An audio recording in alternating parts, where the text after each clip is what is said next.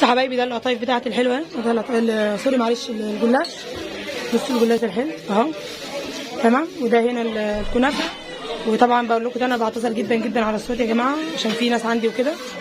وده كده بيبقى نهايه الفيديو بتاعنا. انا عملت قلت لكم العزوم تحت على 3 اجزاء ماشي، وهنزلها لكم كلها ورا بعض بالترتيب. وطبعا يا ريت اللي يشوف قناتي ينورني بلايك واشتراك وكومنت جميل منكم وسبسكرايب ماشي. رشا على فكره ما طفايدي والله، تمام، هي اللي مزولاني مش عارفه ليه. وطبعا ما تنسوش طبعا مصطفى بالرحمه، ربنا يا رب يرحمه ويغفر له يا رب ويسامحه ويجعله يا رب من الشهداء، ويجعل يا رب رمضان في الجنه احلى يا رب، هو وابويا وماتنا ومات المسلمين جميعا يا رب، اللهم امين. اللهم صل وسلم وبارك على سيدنا محمد. حبيب قلبي عاملين وحشتوني. النهارده بقى هنبدا مع بعض كده ليه الفيديو الحلو بتاع العزومه. ما تنساش تشترك في الفيديو الثاني تجيب الاكل، تمام. هعمل العصاير، هعمل هنا خروب وهنا هعمل التمر الهندي حتى لو ما يتم، تمام. بعد كده هنعمل مع بعض بقى الحاجات الحلوه.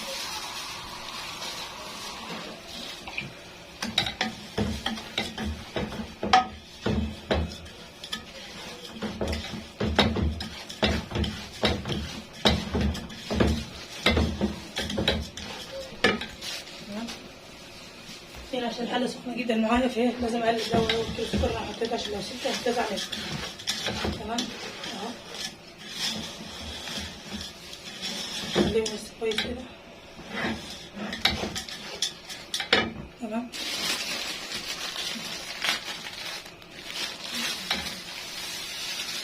انا عامله طبعا كميه، هحط حوالي 2 كيلو ونص سكر، تمام.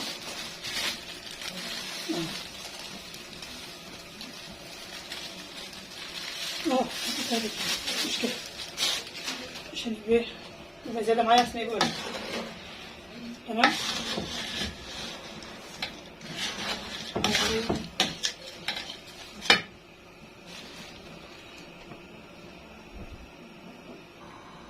بس حابب ان هنا بقى حطيت عامل الشربات بتاع الكنافة جنب مني كده عشان ايه اخلص كله بالمرة كده، تمام. حطيت حلة اهي هضيف فيها هعمل الشربات بتاع الكنافة بتاع الجلاش، انا هعمل جلاش حلو بقى، تمام. احط كده 2 كيلو سكر ماشي،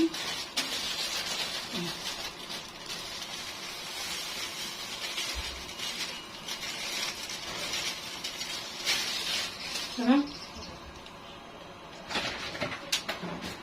هحط له ميه بس مش كتير، انا ما بحبش ازود ميه عشان ايه يتقل معايا بسرعه يعني. ومش هقلبه ولا هعمل فيه اي حاجه، انا هحط كده واسيبه ياخد مع نفسه السكر يدوب مع نفسه كده لوحده. يعني 2 كيلو سكر حطيت لهم ازازه ايه لتر كده ميه، مش هكملها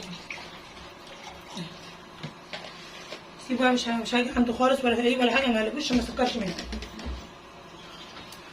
ماشي. ومعايا هنا السكر بيدوب بتاع الخروب اهو. بس حبايبي هنا السكر اهو ساح خالص اهو ماشي. السكر بتاع الخروب بعد ما ساح خالص بصوا عامل ازاي اهو.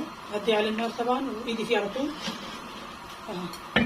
هنزل طبعا معايا هنا نص كيلو خروب اهو ناعم. الناعم افضل من الخروب الخشن يا جماعه، بتجيب يا ريت تجيب الخروب الناعم افضل. افضل اقلب فيه بقى كده هتلاقيه غير لونه كده على لونه فاتح وبقى جميل يعني، طلع الريحه بتاعته كلها. هقلبه مع السكر مش كتير يعني دقيقتين بس مش اكتر، تمام. مش هكمل دقيقتين كمان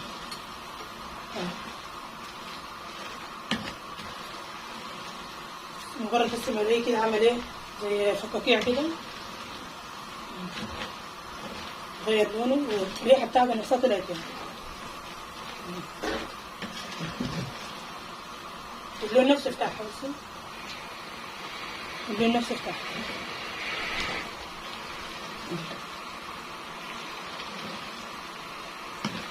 تمام اهو.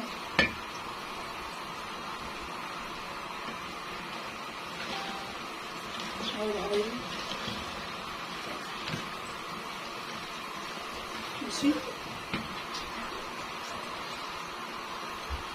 واجيب بقى الميه بتاعته باخد عليه. بس خلي بالكم يا جماعه انتوا تفضوا الميه عشان ده سكر طبعا، كانوا من السكر ده مؤذي جدا، يا ريت ما يبقاش فيه اطفال جنبكم ولا حاجه عشان لا اعوذ بالله يعني. ماشي اهو. شوف كده بطلع اللون بتاع الخروب بتاعه كله، نزل العسل اللي فيه كله اهو. تطلع الريحه بتاعته. ماشي. هبدا انزل بقى بالميه بس بالراحه.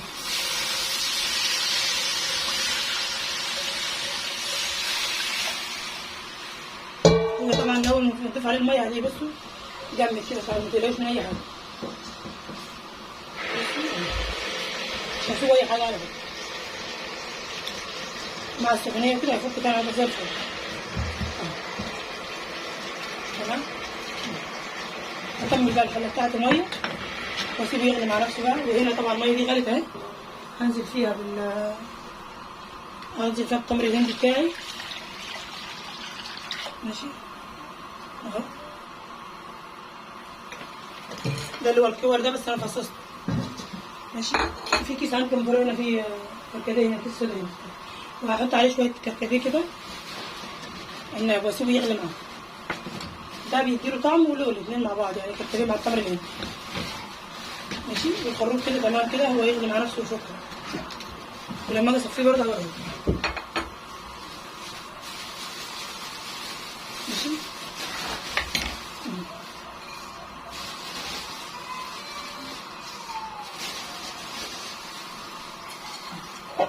دول كده بقى شويه كركديه بصوا، حطيتهم كده على التمر الهندي واسيبه ايه يغلوا مع بعض الاثنين كده 100 الاثنين. تمام. والخروف برضه شغال على النار، والشربات بتاع الكركديه. بس هلا بينا الشربات بتاع الكركديه بتاعي خلاص دخل يعني في التسويه اهو، قرب يتقل معايا. هنا عسل كلوكوز اهو. ماشي. عسل الكلوكوز ده جميل جدا يا جماعه في الشربات، بيديله قوام ولمعه كده جميل قوي. البرطمان ده مش غالي على فكره، 9 جنيه. ماشي. يقعد عندك فتره جامده جدا. ماشي اهو. حط كده معلقتين كبار، بس ما تحطوش في البدايه، حطوهم لما خلاص يقرب يعني يدخل في سوا. ماشي. هو ما فاضلش كتير، عندي حاجه بسيطه بس كمان كده اطلعها. مش كمل معلقه كمان يعني. هاخدها بالنار اهي. تمام اهو. ومعايا هنا ليمونتين. انا الليمون مش هعصره يا جماعه، انا بقطع الليمون كده حلقات في الشربة، يبقى افضل من ان انت تعصريه. غسلتهم وقطعهم كده حلقات. انا عشان حاطه 2 كيلو سكر عشان كده حطيت ليمونتين. ماشي. بس كده اسيبه بقى يغلي مع بعض كده. بعد ما كده يعني بعد ما احط الحاجه دي اسيبه 5 دقايق بس واقفل عليه النار. بص انا هنا بقى حطيت حوالي 4 معالق سمنه كبار هنا علشان احمر فيهم الكنافه دي. هحشي بقى الجلاش. ماشي. هقول لكم الطريقه دي جميله جدا، الناس كله يجربها والله، الطريقه تحفه هتعجبكم. بجيب الكنافه طبعا، بجيب الكنافه الناشفه واحطها في الفريزر وانعمها كده، يا اما لو هي كنافه ناشفه على فكره ما بتحتاجش فريزر، انا دي ما حطيتهاش في الفريزر، مجرد بس ما فركتها بايديا كده اتفركت معاها بقت جميله. هفضل اقلب فيها كده لحد ما تاخد اللون اللي انا عايزاه واحشي بيها، وبعد كده ايه اوريكم انا عامل فيها تاني. تمام. بس تخلي بالك من ايدك فعلا كده الكنافه ما بتتحملش النار دي. تمام.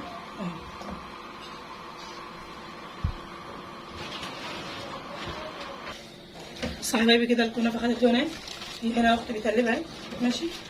انا هحط لها 4 معالق كبار سكر بودره تتقلب معاها. تمام. هي كده خدت اللون مظبوط، مش عايزه ايه اغمقها اكتر من كده عشان انا هحشي بقى بلاش مش هعملها كده. تمام. 4 معالق كده كبار سكر بودره. ماشي. واحط لها برضه ايه شويه مكسرات كده، عندي مكسرات اهي. ماشي. احط برضه عليها شويه كده اقلب معاهم. دي الحشو. تمام.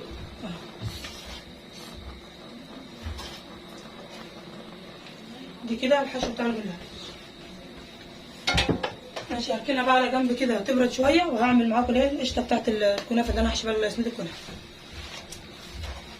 ماشي. عشان ابقى ايه خلصت كل الفيديو الحلو كله معاكم يعني. واقف على التسويه بس. اصحابي انا هنا بقى بعمل القشطه بتاعت الكنافه دي. القشطه كده حطيت يعني حوالي 1.4 كيلو لبن. ماشي. هحط له 5 معالق نشا كبار عشان عشان انا عايزه القوام بتاعه تقيل ما يبقاش سايح كده، وانا بقطع الكنافه ما يبقاش سايح قوي.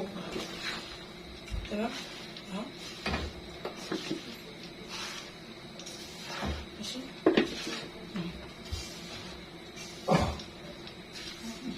تمام كده يا حبايبي، وهقلب انا مهديه النار، يعني هو كده كده على النار ولعه، بس ايه انا مهديها. هقلبه بقى طبعا كده هيعتبر على البارد اهو لحد ما النشا بتاعي يدوب خالص خالص خالص، واسيبه برضه يستوي على البارد برضه.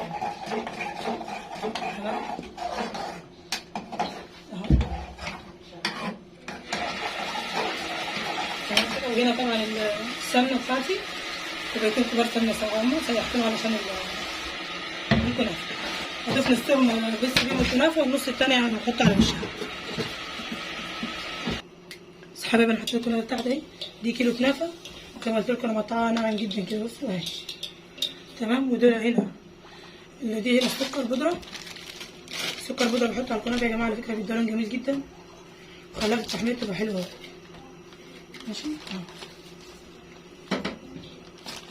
حط برضه ايه حوالي 4 معالق كده. تمام. هفرط بس السكر كده فركه بسيطه كده مع الكنافه عشان يبقى فيه حته ايه كاوي. وبعد كده احط السمنه بتاعتي. ماشي اهو.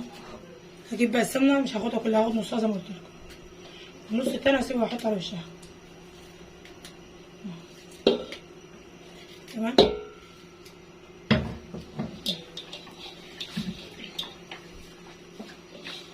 فركه بس كده كويس كلها السمنه اهي.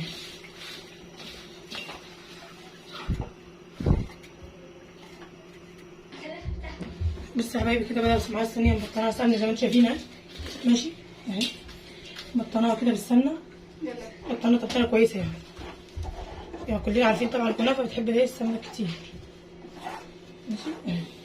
باخد بقى نص الكميه بالظبط، احطها كده في الصينيه من تحت اهي، واضغطها كويس. اهم حاجه تضغط الطبقه اللي تحت كويس. تمام اهي.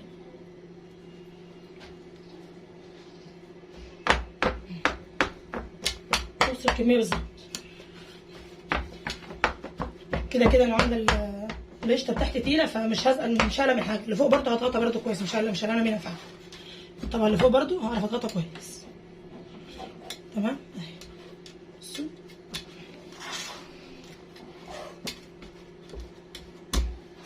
معايا برضه المكسرات بتاعتي كده، هاخد منها شويه تحت القشطه كده اهي.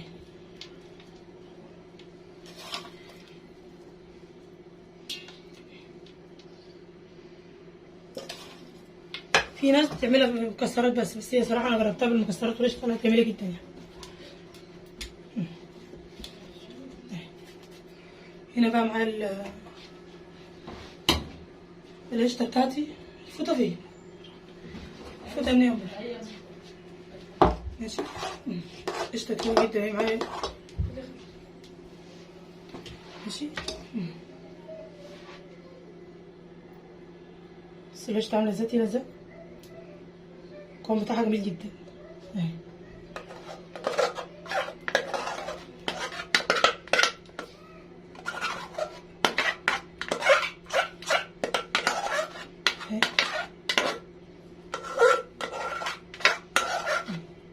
والقشطه دي يا جماعه ما حطيتلهاش سكر ولا اي حاجه، احنا عاملين حساب ان الكنافه نفسها عليها سكر بودره والشربات بتاع الكنافه، فطبعا مش هينفع نضيف لها ايه سكر تاني عشان متبقاش مسكره اوي. ماشي، ان احنا ضايفين سكر بودره على الكنافه نفسها، فلو ضفنا ده هيبقى موضوع تقيل جدا يعني السكر.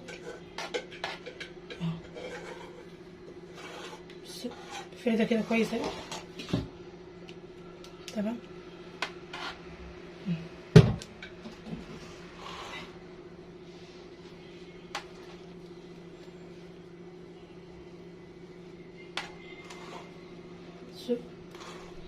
كده بقت كلها كده زي الفل معايا اهي، 100 100 كده. ما تخافوش من الاطراف على فكره، يعني مش هتلزق بسكينه اللي هي سكينه او معلقه او اي حاجه بالراحه، سليكه الاطراف هتتقلب معاكم تبقى زي الفل. محدش يعني ولا هتلزق في الاطراف ولا اي حاجه، لا هتبقى 100 100.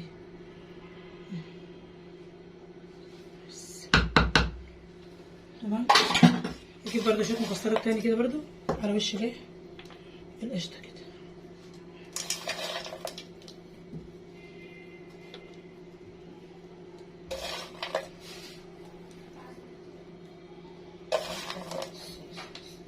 اهي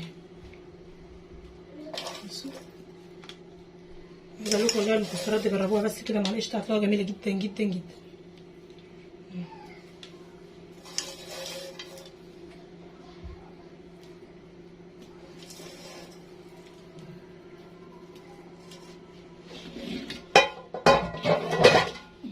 نجيب بقى الكنافه بتاعتي بقى كده اهي. تمام.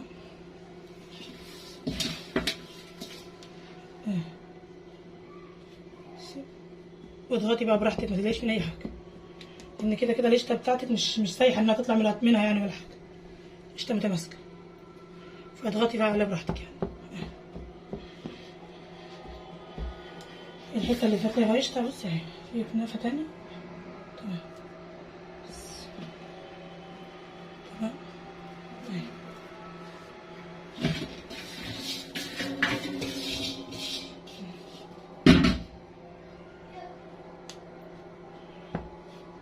انا بقى مش هحط لها السمنه اللي على وشها دلوقتي غير لما اجي ادخلها الفرن. تمام. ان لو حطيتها لها دلوقتي بتشربها وكده ما بعرفش ده اللون اللي انا عايزاه يعني الصح. تمام. فانا بالنسبه لي انا كده كده هولع الفرن وادخلها الفرن دلوقتي. ماشي. عشان كده انا هحط لها ايه السمنه. اذا كنت هتاخرها شويه مثلا تركنها على جنب، تقدري ايه ما تحطلهاش السمنه بتاعتها دلوقتي.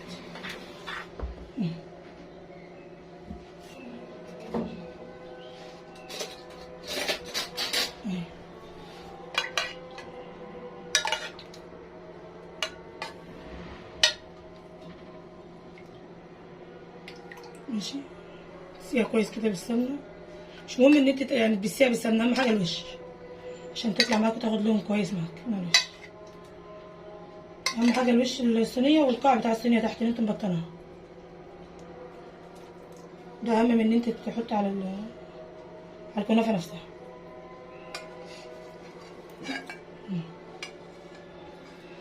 بس كده اولع بقى الفرن بتاعي ادخلها دلوقتي على طول يعني، عشان طبعا انا معايا حاجات كتير عشان ايه الحق اسويها. اهي تولع الفرن طبعا لحد ما تاخد لون، تهدي الفرن خالص من فوق، لو الفرن بيولع فوق وتحت مع بعض تهديه خالص من فوق لحد ما تلاقي احمرت من الجناب كده، تبدا تعلي الشوايه حمرا. بس حبايبي انا هنا بقى هبدا اعمل العصير بتاعي. مش هبدا باول حاجه كده على ايه مع الكنافه اللي حطها في الفرن، هبدا باللي هو العصير اللي التانك. تمام. معايا برطمان تانك كده، ده التانك اللي هو الخام من الاصل. انا هفضيه هنا كده، انا هفضي البرطمان كله عشان يبقى خام كويس ما يبقاش خفيف. تمام تمام. هنا اهو. انا طبعا عشان العزومه كبيره وكده مش هينفع ان انا احط في شفاشف وكده دلوقتي، لازم احط في ازايز وكده عشان ايه معايا كيلو سكر اهو.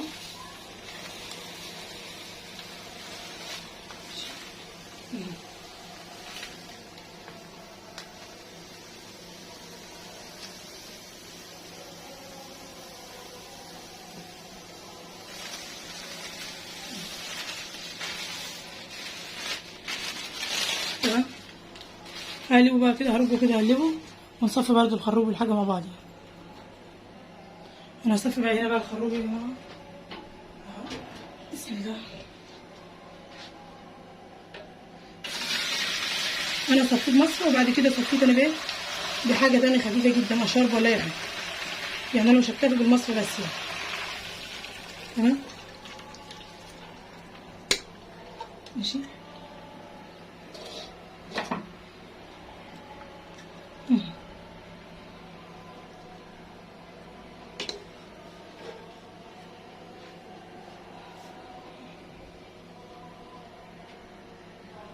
بس حبايبي ده ازازه تلج انا غسلتها كويس وهي نضيفه عشان مش عارفه افكها، احطها كده عشان ايه يلحق يبرد، علشان انا معادش في وقت معايا يعني دلوقتي حاليا في وقت الجمعه شغال يعني مفيش وقت خالص.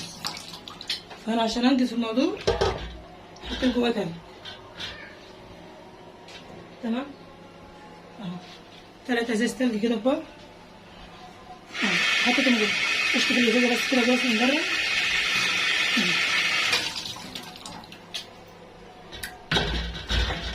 مش هياخد اي وقت معايا، ايه يبرد يبقى زي الفل.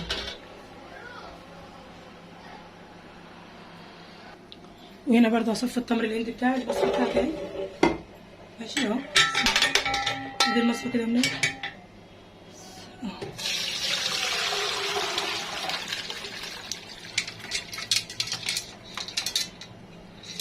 اهو. اللي شغاله معايا دي يا جماعه بنت اختي، يعني بنتي يعني. اللي انا بقول لها منين شويه ميه هنا منين كده، شويه ميه في الحله دي بس اهو. تمام كده هحط له بقى السكر بتاع اللبن، وبعد كده افضيه في الازازه وازوده ميه بقى زي ما انا عايزه. فاهمني؟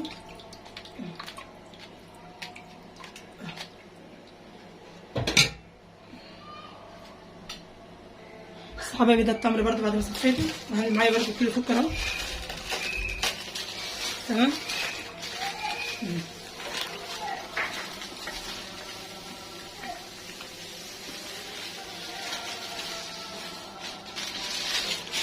اهو.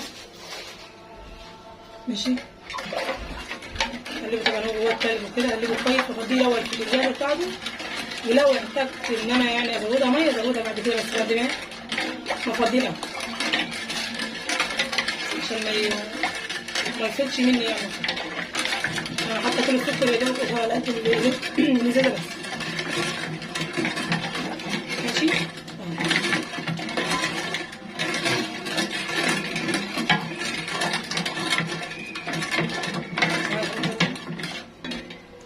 اللي بس كويس وارجع له. بص يا حبايبي العصير ده التمر اهو. تمام كده بقى كده على جنب. انا عامله ازازه واحده بس تمر، بس اللي انا مزوده فيه الخروب يعني، عشان هو الطلب كله عندي على الخروب. ده الخروب اهو، والازازتين دول دي واحده لون خروب دي، ودي اسانس خروب. هفضيهم طبعا في الكوبايه هنا نص كوبايه ميه كده واقلبهم قبل ما اضيفهم على الخروب. تمام اهو.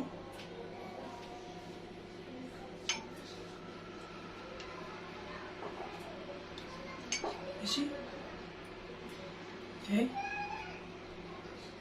تمام يا حبايبي فضيها كده.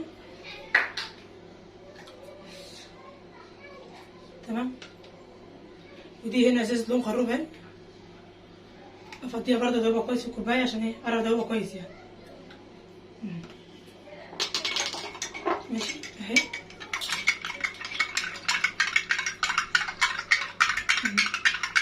بصوا ده بكله ازاي اللي هو طبعا كله طبعا كده. انا طبعا الخروب مش هضيف له سكر لان انا طبعا عامله له السكر بتاعه مكرمله.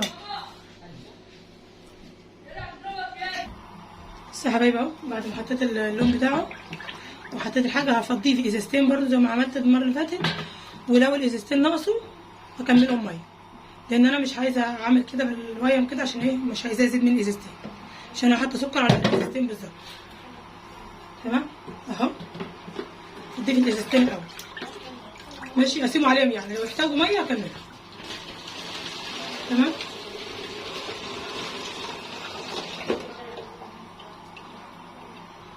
بص يا حبايبي هنا هم بصوا ما اتملوش زي ما انا قلت لكم فعلا. انا بقى المكان ده بقى هعمل ايه هكملهم ميه بقى. تمام بس يا حبايبي سليت الكنافه طلعت اهي، بس هي اتلسعت مني شويه من الجنب هنا. ماشي اهي نضيف بقى الشربات بتاعها.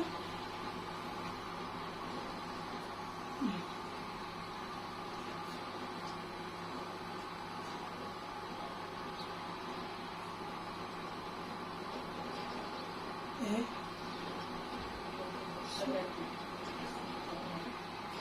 شايفين كده بصوا جميله جدا ان شاء الله على تحفه يعني.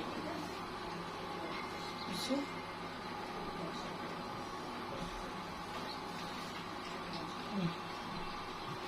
جميله جدا جدا جدا. تمام كده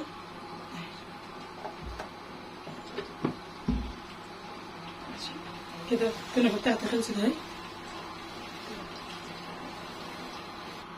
بس حبايبي انا هعمل بقى الجلاش الحلو معاكم اهو. بصوا ده كده نص كيلو جلاش ماشي. اجيب السكينه اهي عشان افردها ورقه كده، واروح جاي عليه من النص من هنا كده اهو ماشي. واروح ايه قطعها كده بالنص تمام اهو كده. انا قسمته نصين ماشي اهو تمام. اروح احطها هنا على ده كده. هي الورقه اللي طلعت دي مش هتزعلني في حاجه اهي ماشي. كده على جنب كده هحتاجها. اجيب بس بقيتها كده بس. الورقه دي اقول لكم انا هعمل ايه دلوقتي. اروح جايبه كده شويه سمنه واروح دهن الورقه كده بالفرشه دهنه بسيطه. واروح جايبه بقى الورقه المقطوعه دي عشان كده كده ايه ممكن تتفتح مني ولا حاجه. احطها جوه. واجيب بقى كده شويه كنافه بتاعتي اللي انا عاملاها بالمكسرات قدامكم اهي. مش كتير برضه الحشوه دي بقى تبقى على حسب ما انت حابب بقى تزودي تقللي اهو. اجيب الورقه التانيه نفس النظام برضه اهو. التانيه اهي تمام. تمام يا حبايبي اهي.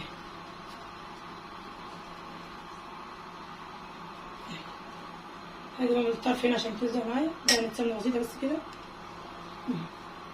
وملمومه معايا وزي الفل اهي. بصي ترصيها بقى. والتانية نفس النظام معاها كمان واحدة برضو اهو ماشي. الورق اللي انت تشوفيها مقطوعة معاكي تاخدي الحتة من الورق المقطوع ده كده وتحطها جوه. مش هتزعل معاكي في حاجة اهي. ان شاء الله ممكن تتقطع معاكي يعني. مش كل واحدة اللي انت شايفاها مقطوعة معاكي اهي. تحطي برضو الكنافة اللي انت عايزاها كده على حسب ما انت عايز تحشي. عايز صوابع صغيرة صوابع كبيرة حاجة ترجع لك انت اهي. تتني تيجي الجنب التاني برضه نفس النظام ده اهو وكده تمام اهي. عشان اخدت ورقتين معايا اهو تمام.